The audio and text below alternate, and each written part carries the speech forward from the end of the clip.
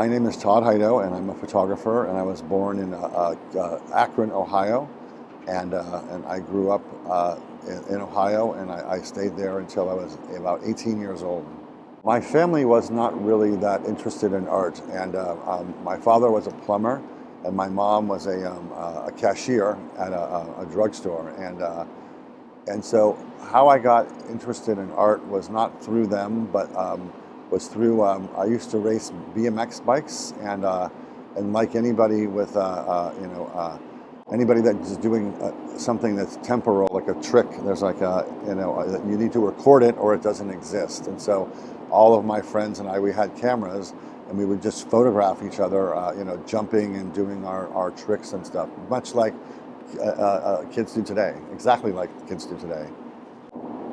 There's some pretty good pictures of me and my brother, like with a flash on a camera, like a disposable camera, like flying in the air, But that's but the BMX was something that was really good for me, because I before BMX I was definitely like a kind of a totally misdirected and I didn't know what I was doing with my life. I was just moving through life, like doing whatever I was supposed to do, and not that well. And then when I found the BMX, it was something that I was a natural at, and I was very good at, and I actually became like the state champion 4 times in a row.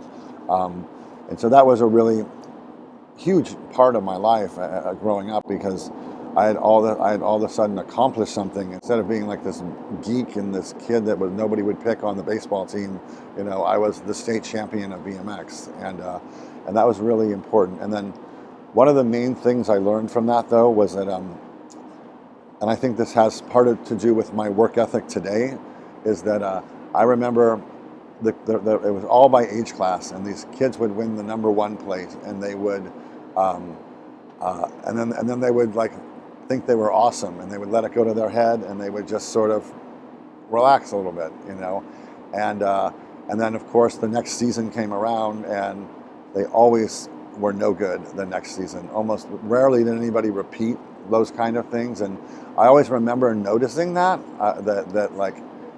this kid thinks he's like too cool, or he's too big. He's like, his head is swollen, and I remember noting to myself, like, don't let that happen to yourself. I don't know how I had the wisdom to do that at 14 years old, but I remember that very clearly, and I think about that today still.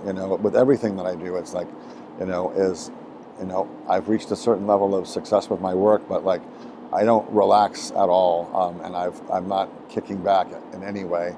I'm sort of like plowing forward more, I would say, and I work just as hard as I did when I was a 20-year-old, student, and I think that that's something that's really been helpful for me, in progressing in my work, and then also just in my career as well.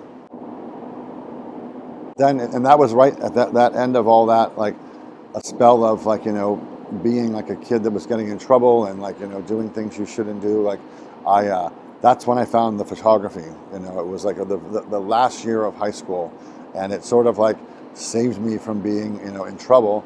And then it also gave me something to do, and then once I had that, I just went forward with that all the time.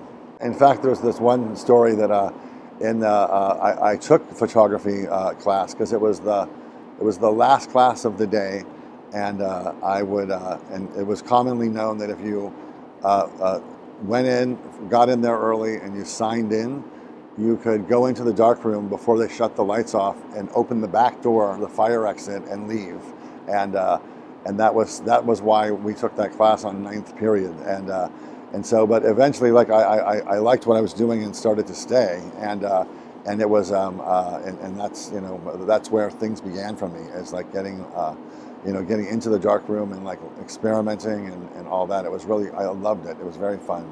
I had a very good teacher, a photography teacher, who he noticed that he said you're different than the other students, and what you're doing is unique, and he said you should really apply yourself to this. And the reason he said that was because I was a very bad student, and I was actually a bad kid too, and I got into a lot of trouble, and then And then through racing my bike, I kind of like, it gave me some momentum and also some like accomplishment in my life. And then when I found photography, and when this teacher, Mike McClure was his name, he was very instrumental in getting me to be into photography, because he just was the only thing I was good at other than racing bikes. And so I was very influenced by that, and then just simply by him paying attention to me